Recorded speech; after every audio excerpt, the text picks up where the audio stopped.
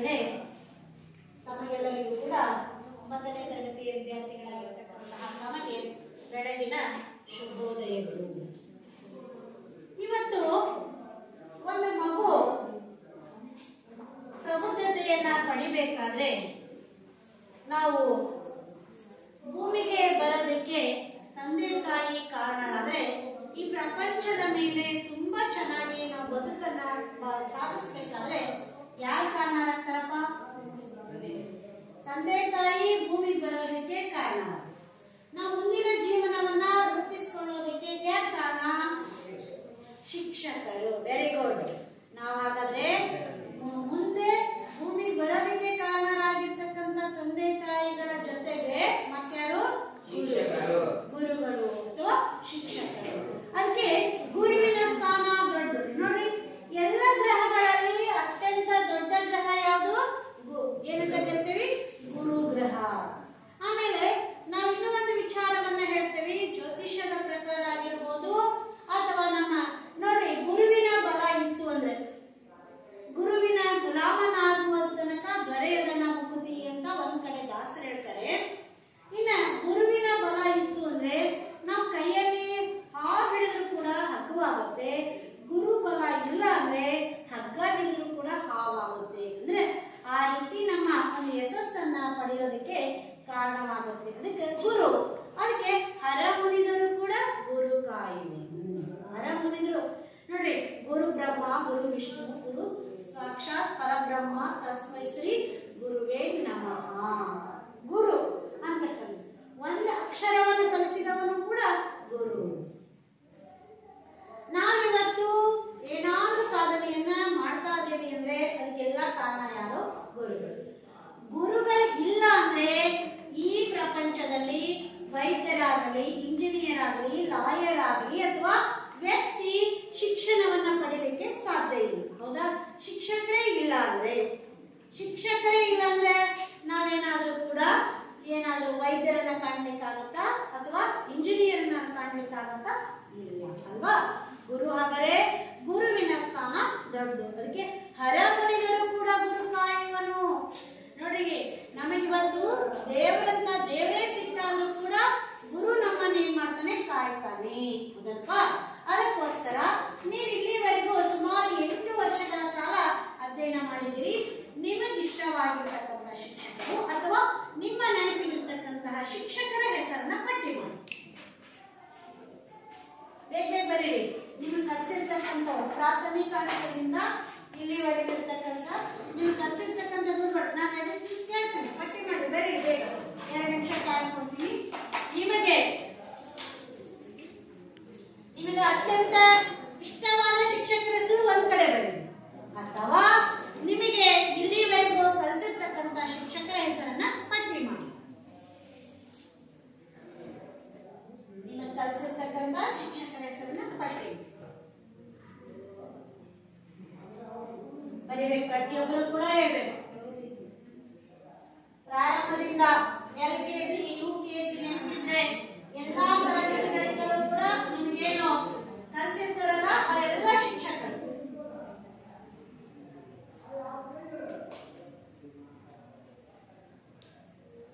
ನೋಡ್ರಿ, ನೆನ್ಪು ಮಾಡ್ಕೊಳ್ರಿ.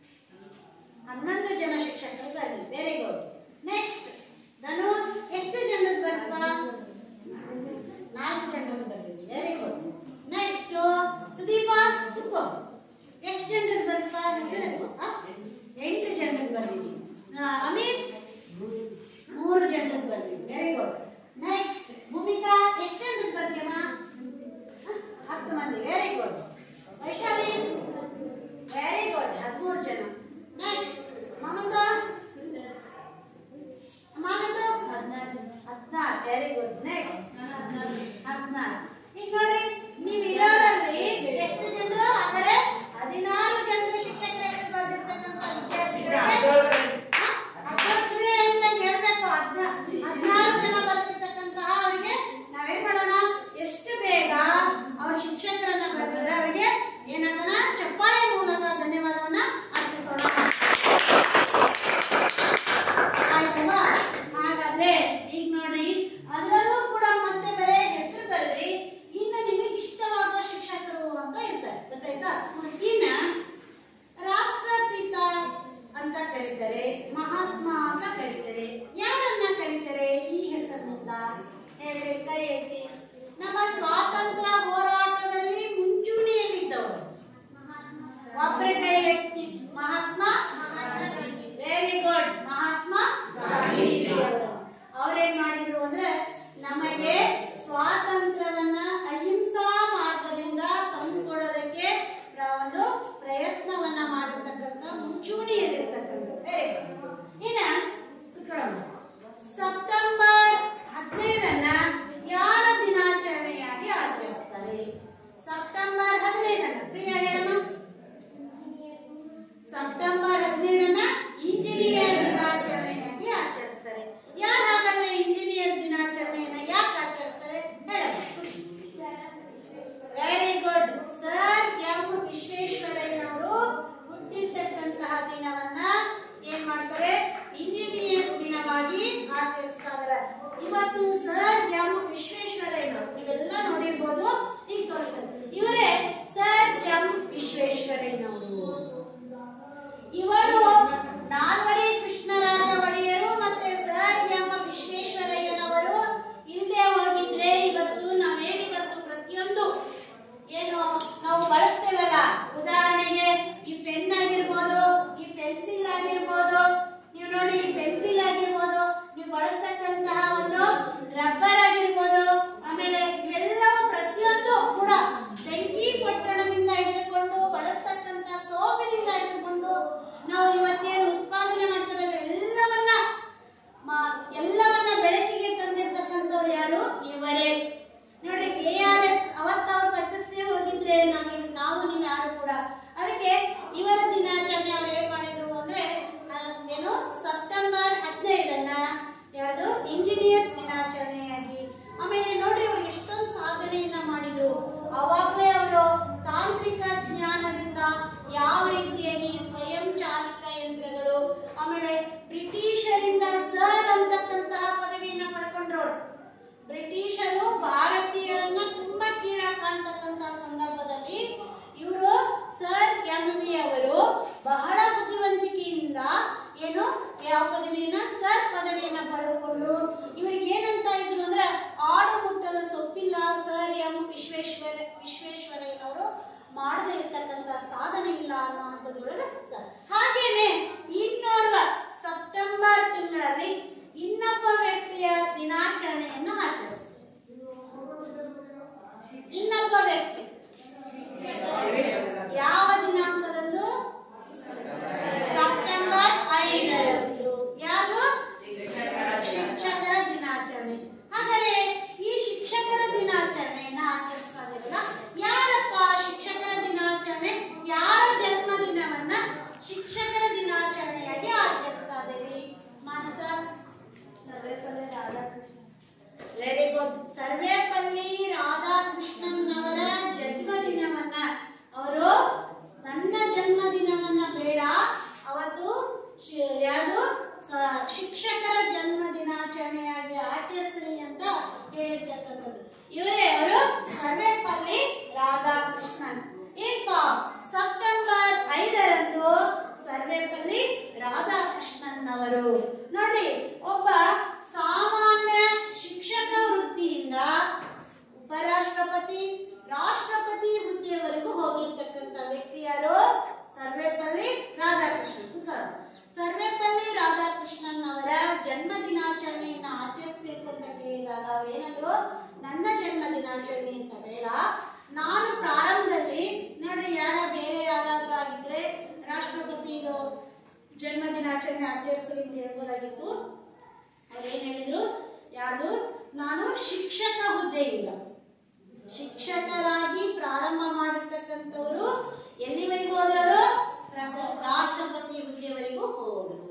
ಹಾಗಾದ್ರೆ ಭಾರತದ ಅಲ್ಲಿಂದ ಇಲ್ಲಿವರೆಗಿರ್ತಕ್ಕಂತಹ ರಾಷ್ಟ್ರಪತಿಗಳ ಒಂದು ವಿಡಿಯೋನ ನಾವಿವಾಗ ನೋಡ್ಕೊಂಡ್ ಬರೋಣ.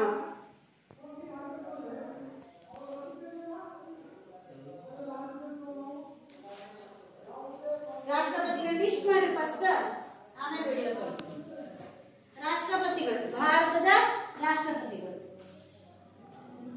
ಭಾರತದ ರಾಷ್ಟ್ರಪತಿಗಳು. ಫಸ್ಟ್ ಭಾರತದ ರಾಷ್ಟ್ರಪತಿಗಳನ್ನ ನೀವೇನ್ ಮಾಡ್ಬೇಕು? ಭಾರತದ ರಾಷ್ಟ್ರಪತಿಗಳ ಭಾರತದ ಎಲ್ಲಿಂದ ಎಲ್ಲಿವರೆಗೂ ಅಲ್ಲಿವರೆಗೂ ಏನ್ ಮಾಡ್ಬೇಕು ಅಂದ್ರೆ ಏನ್ ಮಾಡ್ಬೇಕು? ಭಾರತದ ರಾಷ್ಟ್ರಪತಿ ಬರೀಬೇಕು.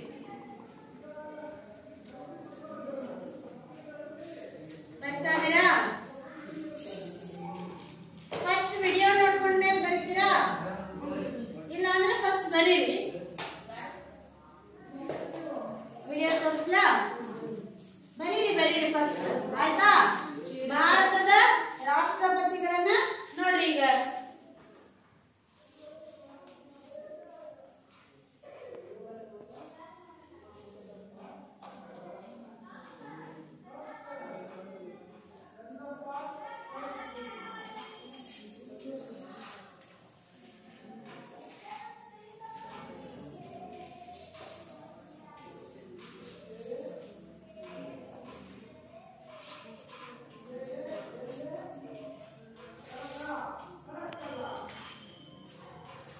ಎಲ್ಲಿಂದ ಯಾವ ಇಸ್ವಿವರೆಗೂ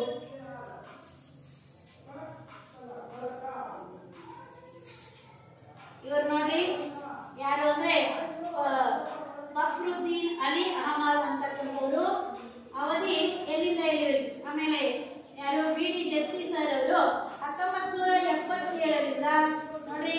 ನೀಲಂ ಸಂಜೀವ್ ರೆಡ್ಡಿ ಅವರು 1977ರಿಂದ 82ರವರೆಗೆ. ಜ್ಞಾನಿ ಜೈಲ್ ಸಿಂಗ್ ಅವರು 1982ರಿಂದ 87ರವರೆಗೆ. ರಾಮಸ್ವಾಮಿ ವೆಂಕಟರಮಣ ಅವಧಿ 1987ರಿಂದ 1992ರವರೆಗೆ.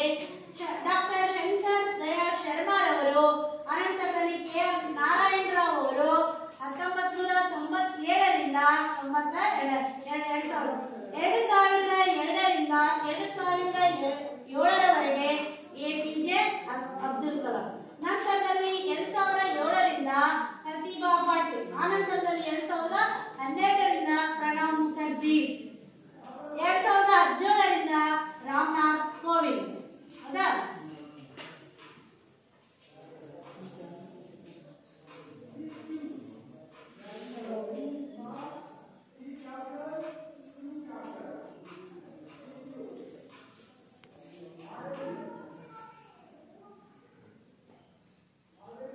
ಈಗ ನೀವು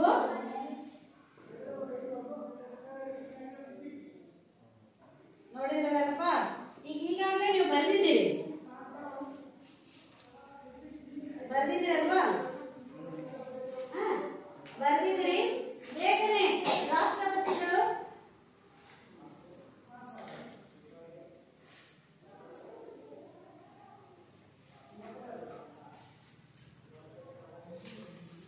ಯಾರ್ಯಾರು ಬರ್ದಿದ್ದೀರಿ ಲಿಸ್ಟ್ ಮಾಡಿದಿರಲ್ಲ, ನೋಡ್ಕೊಂಡ್ರಿ? ಹೇಳ್ತೀರಲ್ವಾ? ಯಾರು ಹೇಳ್ತೀರಿ?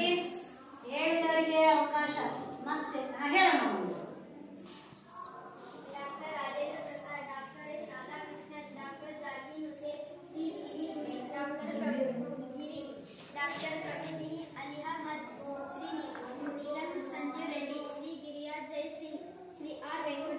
Doctor Shankar Dayal Sharma, doctor K R. Narayanan, doctor A P J. Abdul कलाम,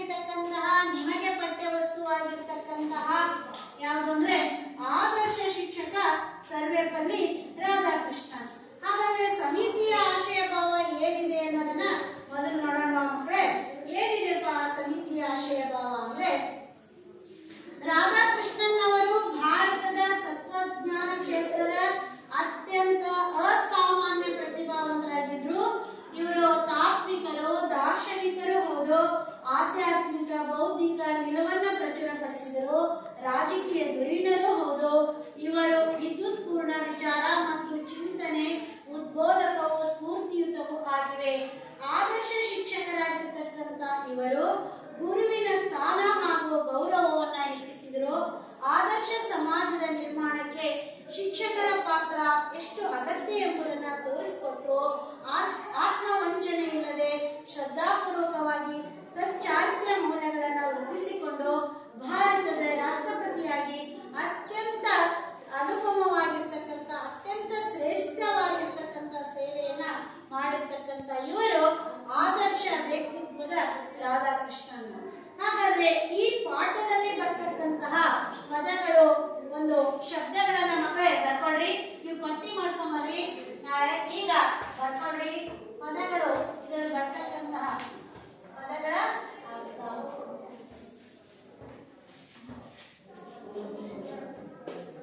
ಬೇಗ ಬರ್ಕೋಬೇಕು.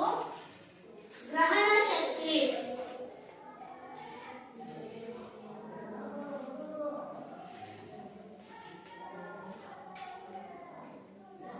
ವಿಷಯವನ್ನ ತಿಳಿದುಕೊಳ್ಳುವ ಸಾಮರ್ಥ್ಯ ಬರ್ಕೋಬೇಕು.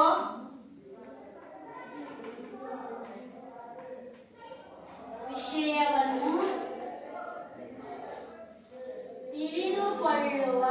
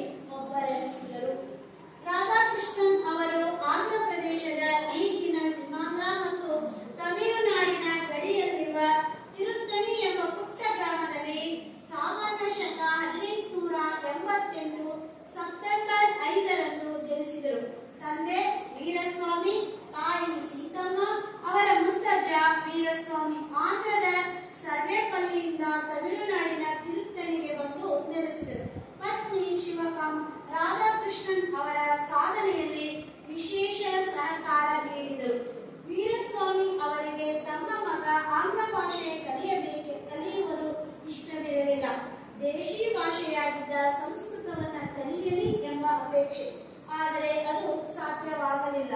ಅನಂತರ ತಿರುಪತಿಯ ಹರ್ಮನ್ಸ್ಬರ್ಗ್ ಮಿಷನರಿ ಶಾಲೆಗೆ ಸೇರಿಸಿದರು. ಅಲ್ಲಿ ಇಂಗ್ಲಿಷ್ ವಿದ್ಯಾಭ್ಯಾಸಕ್ಕೆ ಹೆಚ್ಚು ಮನ್ನಣೆ ಇತ್ತು. ಪ್ರೌಢಶಾಲಾ ಶಿಕ್ಷಣವನ್ನ ಮುಗಿಸಿದ ರಾಧಾಕೃಷ್ಣನ್ ವೆಲ್ಲೂರಿನ ಓರ್ಸ್ ಕಾಲೇಜಿಗೆ BA ಪೂರ್ವದ 2 ವರ್ಷಗಳ ಕಲಾ ಪದವಿಗೆ ಸೇರಿದರು. ಮಿಷನರಿ ಶಾಲೆಯ ಶಿಸ್ತಿನ ತರಬೇತಿಯಿಂದ ರಾಧಾಕೃಷ್ಣನ್ ಅವರ ಮನಸ್ಸು ನಿಧಾನವಾಗಿ ಅಧ್ಯಯನದತ್ತ ವಾಲಿತು. ಗ್ರಹಣ ಶಕ್ತಿ ಚುರುಕಾಯಿತು. ವಿದ್ಯಾರ್ಥಿ ಜೀವನದ ಗುರಿ ಅರಿವು ಅವರಿಗಾಯಿತು. ಶಿಸ್ತು ಗಾಂಭೀರ್ಯದೊಡನೆ ಅಧ್ಯಯನಶೀಲರಾಗತೊಡಗಿದರು. ವಿದ್ಯಾರ್ಥಿ ವೇತನ ಪಡೆದ ಅಲ್ಲಿನ ಮದ್ರಾಸಿನ ಕ್ರಿಶ್ಚಿಯನ್ ಕಾಲೇಜಿನಲ್ಲಿ BA ಪದವಿಗೆ ಸೇರಿದರಲ್ಲದೆ ತತ್ವಶಾಸ್ತ್ರದ ಉತ್ತಮ ವಿದ್ಯಾರ್ಥಿ ಎನಿಸಿ ಪ್ರಥಮ ದರ್ಜೆಯಲ್ಲಿ ಉತ್ತೀರ್ಣರಾದರು. ಮನೆಯ ಜವಾಬ್ದಾರಿ ಹೊತ್ತ ಇವರು ಹಿರಿಯ ಸಹಪಾಠಿಗಳಿಗೆ ಮನೆಯ ಪಾಠ ಹೇಳಿ ಹಣ ಗಳಿಸುತ್ತಿದ್ದರು. ಆರ್ಥಿಕ ಪರಿಸ್ಥಿತಿ ತಮ್ಮ ಸಾಧನೆಯಲ್ಲಿ ನಿವಾರಿಸಲಾಗದ ತೊಡಕೆಂದು ಭಾವಿಸಲಿಲ್ಲ. ಬಡತನದ ಬೇಗೆಯಲ್ಲೇ ತಮ್ಮ ಆಸಕ್ತಿ ವಿಷಯವಾದ ತತ್ವಶಾಸ್ತ್ರದಲ್ಲಿ MA ಪದವಿಯನ್ನ ಪಡೆದರು. ನೋಡ್ರಿ, ಬರದೇ ಇರೋದನ್ನ ಗೊತ್ತಾಕೊಳ್ಳೋದ್ರಲ್ಲಿ ನಿಮಗೆ ಓದುವಾಗ ಪೆನ್ಸಿಲ್ ತಗೊಂಡು ನೀವು ಮನದಲ್ಲಿ ಮೌನ ಓದಲ್ಲ ಓದ್ಬೇಕು, ಮನಸ್ಸಿನಲ್ಲಿ ಓದ್ಬೇಕು.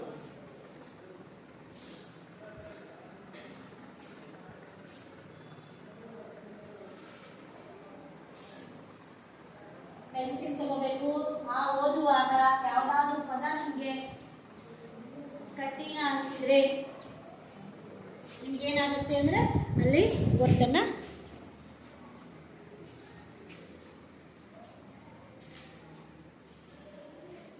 ನೀಟಾಗಿ ತಲೆ ಇದು ಮಾಡ್ಬೇಡಿ, ನೀಟಾಗಿ ಓದಿ.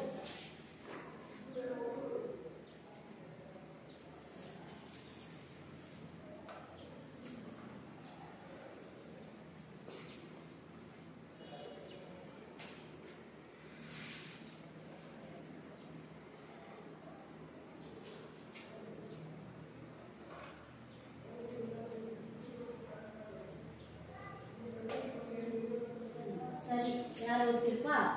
ಸುದೀಪ ಓದ್. ಪ್ರವೇಶ ಓದ್. ಪುಸ್ತಕ ಕೈಯಲ್ಲಿ ಇಟ್ಕೋ.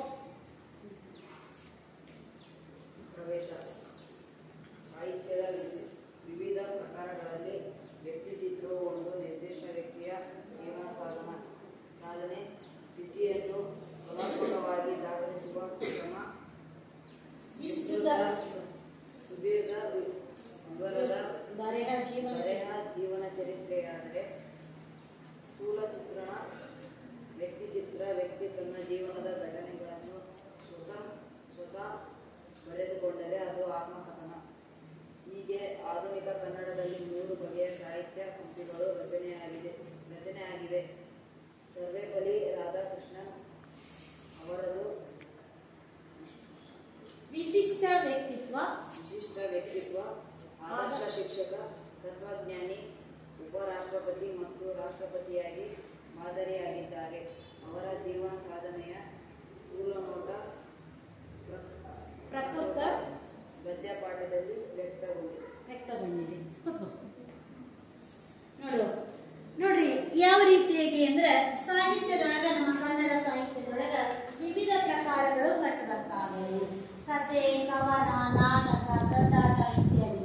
ಆ ರೀತಿ ಒಳಗ ವ್ಯಕ್ತಿ ಚಿತ್ರವು ಒಂದು. ವ್ಯಕ್ತಿ ಚಿತ್ರ ಅಂದ್ರೆ ಏನಪ್ಪಾ? ನಿರ್ದಿಷ್ಟ ವ್ಯಕ್ತಿಯ ಜೀವನ ಸಾಧನೆಯ ಸ್ಥಿತಿಯನ್ನ ಕಲಾತ್ಮಕವಾಗಿ ದಾಖಲಿಸತಕ್ಕಂತ ಒಂದು ಕ್ರಮ. ಇದರ ಒಂದು ವಿಸ್ತೃತ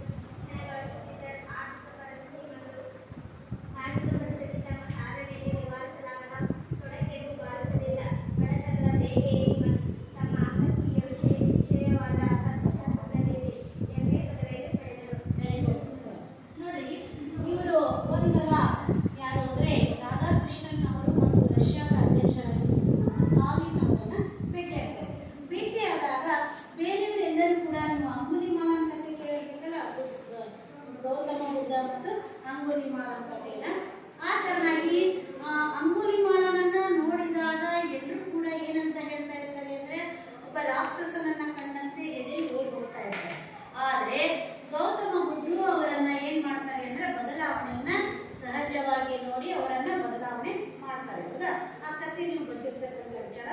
ಆದ್ರೆ ಇವರನ್ನ ನೋಡಿದಾಗ ಅವ್ರು ಹೇಳ್ತಾರೆ, ಯಾರು ಅಂದ್ರೆ ಬೇರೆ ಎಲ್ಲರೂ ಕೂಡ ಸ್ಟಾಲಿನ್ ಅವರನ್ನ ನೋಡಿದಾಗ ಅವರೊಬ್ಬರು ಈ ಪ್ರಪಂಚಕ್ಕೆ ಬೇಡರಾದವರು ಅಥವಾ ಇವರೆಲ್ಲ ಕೆಟ್ಟವರು ಅನ್ನೋ ರೀತಿ ಒಳಗೆ ಅವರನ್ನ ಕಾಣ್ತಾ ಇರ್ತಾರೆ. ಆದ್ರೆ ರಾಧಾಕೃಷ್ಣನ್ ಅವರು ಅವರನ್ನು ಬಹಳ ಆತ್ಮೀಯವಾಗಿ ಮಾತನಾಡಿಸಿ, ನೀವು ಬಹಳ ತುಂಬಾ ದೊಡ್ಡತನದ ವ್ಯಕ್ತಿತ್ವ, ನೀವು ಬಹಳ ಬುದ್ಧಿವಂತರು, ನೀವು ಬಹಳ ಇದು ಅಂತ ಅವರನ್ನ ಮಗಳಿ ಅವರಿಗೆ ಇನ್ನೂ ನೀವು ಹೆಚ್ಚು ಕಾಲ ಬದುಕಬೇಕು ಅನ್ನೋ ಆಸೆ ನನಗಿದೆ, ಆದರೆ ಅದಕ್ಕೆ ಅವಕಾಶ ಇಲ್ಲ ಅಂತಕ್ಕಂತಹ ವಿಚಾರವನ್ನ ಹೇಳಿ ಆ ನಂತರದಲ್ಲಿ ಅವರು ಹೇಳ್ತಾರಂತೆ. ಹೇಗೆ ಅಂದ್ರೆ ರಾಧಾಕೃಷ್ಣನ್ ಅವರು ಸ್ಟಾಲಿನ್ ಅವರಿಗೆ ಧೈರ್ಯವನ್ನ ಹೇಗೆ ತುಂಬ್ತಾರೆ ಅಂದ್ರೆ ಹೇಳಿದಂತೆ, ಅಶೋಕ ಮಹಾರಾಜರ ಕತೆ ಕೇಳಿದಿರಬಾರದು, ಅಶೋಕ ರಾಜನ ಕತೆ. ಏನಪ್ಪ ಅಶೋಕ ತನ್ನ ತಂದೆ ತಾಯಿಯಿಂದ ಯಾವ ರೀತಿಯಾಗಿ ಅಶೋಕನಿಗೆ ಒಂದು ಹಂಬಲ ಇತ್ತು ಅಥವಾ ದೊಡ್ಡದಾಗಿರೋ ಆಸೆ ಇತ್ತು ಅಶೋಕ ರಾಜನಿಗೆ ಅಥವಾ ಅಶೋಕನಿಗೆ. ಏನು ಅಂದ್ರೆ ಇಡೀ ಪ್ರಪಂಚ ತಮ್ಮ ಮುಷ್ಟಿಯಲ್ಲಿರಬೇಕು. ಹಂಗಂದ್ರೆ ಏನು ಅಂದ್ರೆ ಇಡೀ ಪ್ರಪಂಚವನ್ನ ಗೆಲ್ಲಬೇಕು ಅನ್ನೋ ಹುಚ್ಚು. ಅಷ್ಟೇ ವೀರನಾಗಿದ್ರು, ಅಷ್ಟೇ ಸಾಹಸರಾಗಿದ್ರು ಯಾರು ಅಶೋಕ. ಹಾಗಾಗಿ ಎಲ್ಲರ ನೋಡಿ ತನ್ನ ಒಂದು ಎಲ್ಲಾ ಕಡೆನೂ ಕೂಡ ಗೆಲ್ಕೊಂತ ಯುದ್ಧದ ವಿಜಯವನ್ನ ಸಾಧಿಸ್ಕೊಂತ ಬಂದಿರ್ತಕ್ಕಂಥ ಅವರು ಒಂದ್ಸಲ ಕಳಿಂಗ ಪ್ರದೇಶ, ಯಾವ ಪ್ರದೇಶ? ಕಳಿಂಗ ಪ್ರದೇಶದಲ್ಲಿ ಯುದ್ಧವನ್ನ ಮಾಡ್ತಾರೆ. ಅದೆಂತ ಪ್ರದೇಶದಲ್ಲಿ ಅಂದ್ರೆ ಅತ್ಯಂತ ಭಯಂಕರವಾಗಿರ್ತಕ್ಕಂಥ ಯುದ್ಧ. ಹೆಂಗ ಯುದ್ಧ ಆಯ್ತಪ್ಪ ಅಂದ್ರೆ ಮಕ್ಕಳೇ, ನೀವು ನಮ್ಮ ಇತಿಹಾಸದಲ್ಲಿ ಕೇಳ್ತೀರಿ ಹೆಂಗೆ ಅಂದ್ರೆ ಮಳೆ ಬಂದಾಗ ಜೋರಾಗಿ ಮಳೆ ಬಂದಾಗ ನೀರ್ ಹೆಂಗ್ ಮಳೆ ಹರಿದು ಹೋಗುತ್ತಲ್ಲ, ಹಂಗ ರಕ್ತದ ಕಾಲುವೆ ಹರಿದು ಹೋಗ್ತಾರೆ. ಯುದ್ಧ ಆಗತ್ತೆ. ಯುದ್ಧದಲ್ಲಿ ಅಶೋಕನ ರಾಜನಿಗೆ ಜಯವಾಗುತ್ತೆ. ಜಯವಾದ ನಂತರ ಯುದ್ಧ ಭೂಮಿಯಲ್ಲಿ ಕೂತ್ಕೊಂಡಿರ್ತಾರೆ ಒಬ್ರೆ.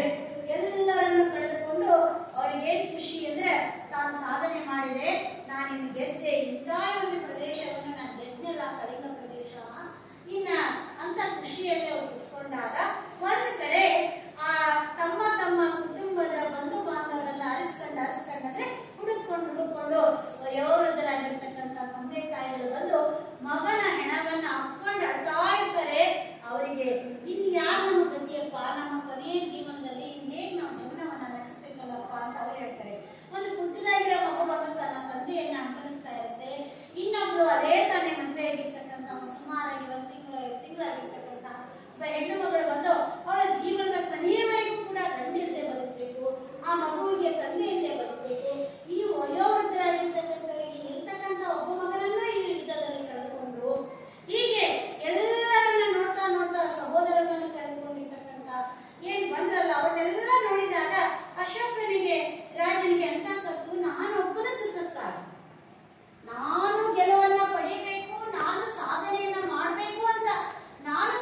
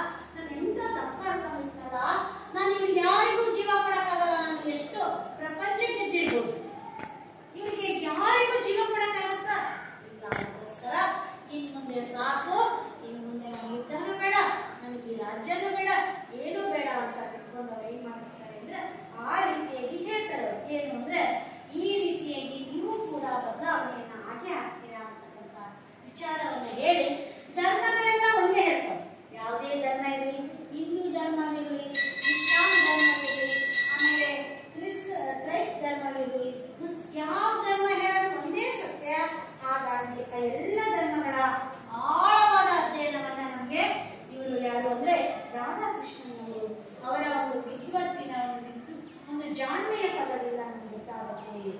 ರಾಧಾಕೃಷ್ಣನ್ ಅವರು ಈಗಿನ ಅಂದ್ರೆ ಸೀಮಾಂಧ್ರ ಮತ್ತು ತಮಿಳುನಾಡಿನ ಗಡಿ ಪ್ರದೇಶದಲ್ಲಿರ್ತಕ್ಕಂತಹ ತಿರುತ್ತಣಿ ಅಂತಕ್ಕಂಥ ಪುಟ್ಟ ಗ್ರಾಮದಲ್ಲಿ 1888 ಸೆಪ್ಟೆಂಬರ್ 5ರಂದು ಜನಿಸಿದರು. ತಂದೆ ವೀರಸ್ವಾಮಿ, ತಾಯಿ ಸೀತಮ್ಮ.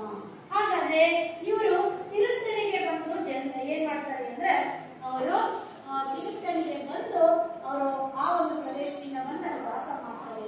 ಆಮೇಲೆ ಅವ್ರ ಸಾಧನೆ ಒಳಗ ವಿಶೇಷ ಸಹಕಾರವನ್ನ ಯಾರು ನೀಡ್ತಾರೆ ಅಂದ್ರೆ ಅವ್ರ ಪತ್ನಿ ನೀಡ್ತಾರೆ. ಅವ್ರ ತಂದೆಗೆ ಒಂದು ಆಸೆ ಏನು ಅಂದ್ರೆ ತಮ್ಮ ಮಗ ಆಂಗ್ಲ ಭಾಷೆ ಕಲಿಯೋದೇನು ಅವ್ರಿಗೆ ಇಷ್ಟ ಇರಬೇಕು. ನೋಡ್ರಿ, ನಮ್ಗೆ ಇವತ್ತೆಲ್ಲ ನನ್ನಿಂದ ಹಿಡ್ಕೊಂಡು ನಿಮ್ಮ ತಂದೆ ತಾಯಿಗಳಿಗೆ ಎಲ್ಲರಿಗೂ ಇವತ್ತು ಏನಾಗ್ಬಿಟ್ಟಿದೆ ಅಂದ್ರೆ ಆಂಗ್ಲ ಭಾಷೆ ಹುಚ್ಚಿಡ್ಬಿಟ್ಟಿದೆ, ಎಲ್ಲರಿಗೂ ಹುಚ್ಚಿಡಿದೆ. ಅವ್ರ ಏನ್ ಆಸೆ ಇತ್ತು ಅಂದ್ರೆ ಮೊದಲು ನಮ್ಮ ದೇಶೀಯ ಭಾಷೆಯಾಗಿರ್ತಕ್ಕಂಥ ಸಂಸ್ಕೃತವನ್ನ ಕಲೀಲಿ ಅಂತ ಅವ್ರು ಪ್ರಯತ್ನ ಪಟ್ಟರು. ಆದರೆ ಅದಕ್ಕೆ ಅವಕಾಶಗಳು ಸಿಗೋ ಪ್ರಮಾಣ ಕಡಿಮೆ. ಯಾಕಂದ್ರೆ ಕ್ರೈಸ್ತರು ಸ್ಥಾಪಿಸಿರ್ತಕ್ಕಂತಹ ಮಿಷನರಿ ಶಾಲೆಗಳಲ್ಲಿ ಆಂಗ್ಲ ಭಾಷೆಗೆ ಹೆಚ್ಚು ಮಹತ್ವ ಇದೆ. ಹಾಗಾಗಿ ಸಂಸ್ಕೃತ ಕಲಿಯೋದಕ್ಕೆ ಇವರಿಗೆ ಅವಕಾಶಗಳು ಕಡಿಮೆ ಆದವು.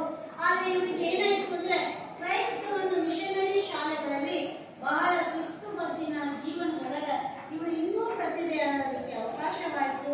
ಇವರು ಬಹಳ ಬುದ್ಧಿವಂತರಾಗಿದ್ರು. ಅಷ್ಟೇ ಒಂದು ವಿದ್ಯಾರ್ಥಿ ದಶೆಯಲ್ಲಿ ಇರುವಾಗ ತುಂಬಾ ಆಸಕ್ತಿಯಿಂದ ಕಲಿತಾ ಇದ್ರು. ಆಮೇಲೆ ತುಂಬಾ ಬಡತನ ಇತ್ತು. ಆ ಬಡತನವನ್ನ ಅವರು ಯಾವತ್ತೂ ಕೂಡ ತಮಗೆ ಬಡತನ ಇದೆ ಅನ್ನೋದನ್ನ ನಿರೀಕ್ಷೆ ಮಾಡಲಿಲ್ಲ. ಅವ್ರು ಏನ್ ಮಾಡಿದ್ರು ಅಂದ್ರೆ ಆ ಒಂದು ಪ್ರತಿಭಾವಂತರಿಗೆ ಬರ್ತಕ್ಕಂಥ ಒಂದು ವಿದ್ಯಾರ್ಥಿ ವೇತನ ಇತ್ತಲ್ಲ, ಆ ವಿದ್ಯಾರ್ಥಿ ವೇತನದಿಂದ ಓದನ್ನ ಪ್ರಾರಂಭ ಮಾಡಿದ್ರು. ಅದ್ರ ಜೊತೆಗೆ ಇನ್ನೂ ಒಂದು ತಮ್ಮ ಕುಟುಂಬಕ್ಕೆ ಸಹಾಯವಾಗಲಿ ಅಂತ ತಮಗಿಂತ ಚಿಕ್ಕ ವಯಸ್ಸಿನವರಿಗೆ ಮನೆ ಪಾಠ ಹೇಳ್ತಾರೆ. ನೋಡ್ರಿ ನೋಡ್ರಿ, ಕಲಿಬೇಕು ಅನ್ನೋ ಆಸಕ್ತಿ ಇದ್ರೆ, ನಾವು ಸಾಧನೆ ಮಾಡಬೇಕು ಅನ್ನೋ ಆಸಕ್ತಿ ಇದ್ರೆ ನಾವ್ ಹೇಗಾದ್ರೂ ಸಾಧನೆ ಮಾಡ್ಬೋದು ಅನ್ನೋದಕ್ಕೆ ನಾವ್ ಇವತ್ತೆಲ್ಲ ಇದ್ದು ಕೂಡ ಓದ್ಬೇಕಾದ್ರೆ ನಾವು ಹಿಂದೆ ಮುಂದೆ ಮಾಡ್ತೇವೆ. ಅವ್ರು ಮಾತ್ರ ಆ ತರನಾಗಿ ಮಾಡಲಿಲ್ಲ. BA ಪದವಿಯಲ್ಲಿ ಕೂಡ ತತ್ವಶಾಸ್ತ್ರ ವಿಷಯದಲ್ಲಿ ಪ್ರಥಮ ವಿದ್ಯಾರ್ಥಿ ಹಚ್ಚಿದ್ರು. ಅವರ ಆರ್ಥಿಕ ಪರಿಸ್ಥಿತಿಯನ್ನು ಅವರು ಓದಿ ಎಂದೂ ಕೂಡ ಅಡ್ಡಿ ಮಾಡಲಿಲ್ಲ. ಅದಕ್ಕೋಸ್ಕರ ಅವರ ಆ ಒಂದು ಸಮಸ್ಯೆಗೆ ಪರಿಹಾರ ಏನ್ ಮಾಡ್ಕೊಂಡ್ರು ಅಂದ್ರೆ ಅವರು ತಮಗಿಂತ ಚಿಕ್ಕವರಿಗೆ ಏನ್ ಮಾಡ್ತಿದ್ರು, ಅವರು ಏನ್ ಮಾಡಿ ಹಣ ಒಂದು ಸಂಪಾದನೆ ಮಾಡಿದ್ರಪ್ಪ, ಅವರು ತಮಗಿಂತ ಚಿಕ್ಕವರಿಗೆ ಏನ್ ಹೇಳ್ಕೊಡ್ತಿದ್ರು, ಅವರು ಮನೆ ಪಾಠ ಅಥವಾ ಟ್ಯೂಷನ್ ಅನ್ನ ಹೇಳ್ಕೊಡ್ತಾ ಇದ್ರು. ಅವರು ವಿದ್ಯಾಭ್ಯಾಸದ ಖರ್ಚನ್ನ ಹೇಗೆ ನಿಭಾಯಿಸ್ತಾ ಇದ್ರು? ಯಾವ್ಯಾವ ಮೂಲಗಳಿಂದ? ವಿದ್ಯಾರ್ಥಿ ವೇತನದಿಂದ. ಹಾಗೆ ಮನೆ ಖರ್ಚನ್ನ ಸರಿದೂಗಿಸೋದಕ್ಕೆ ಏನ್ ಮಾಡಿದ್ರು ಅವರು? ತನಗಿಂತ ಚಿಕ್ಕವರಿರ್ತಕ್ಕಂಥವರಿಗೆ ಹಾಗೆ ಸಮಯವನ್ನ ವ್ಯರ್ಥ ಮಾಡಲಿಲ್ಲ. ಅದೇ ಒಂದು ಬಡತನದ ಒಂದು ಕಷ್ಟದಲ್ಲೂ ಕೂಡ ಅತ್ಯಂತ ಅವರಿಗೆ ಇಷ್ಟವಾಗಿರ್ತಕ್ಕಂತಹ ತತ್ವಶಾಸ್ತ್ರದಲ್ಲಿ MA ಪದವಿಯನ್ನ ಪಡೆದರು. ತತ್ವಶಾಸ್ತ್ರದಲ್ಲಿ MA ಪದವಿಯನ್ನ ಪಡೆದರು. ಮಕ್ಕಳೇ, ಮುಂದಿನ ತರಗತಿಯಲ್ಲಿ ಮುಂದಿನ ವಿಚಾರವನ್ನ ನೋಡೋಣ. ಗೃಹ ಪಾಠವನ್ನ ಕರ್ಕೊಳ್ಳಿ. ರಾಷ್ಟ್ರಪತಿಯಾಗಲು ಇರುವ ಅರ್ಹತೆಗಳೇನು? ಎರಡನೇ ಪ್ರಶ್ನೆ, ರಾಷ್ಟ್ರಪತಿಯಾಗಲು ಇರುವ ಅರ್ಹತೆ ಏನು? ಎರಡನೇ ಪ್ರಶ್ನೆ, ಇಂದಿನ ರಾಷ್ಟ್ರಪತಿ ಯಾರು?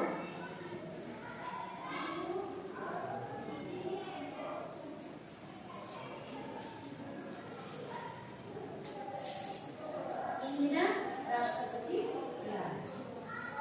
ಮುಂದಿನ ತರಗತಿಯಲ್ಲಿ ಬರುವಾಗ ಮಕ್ಕಳೇ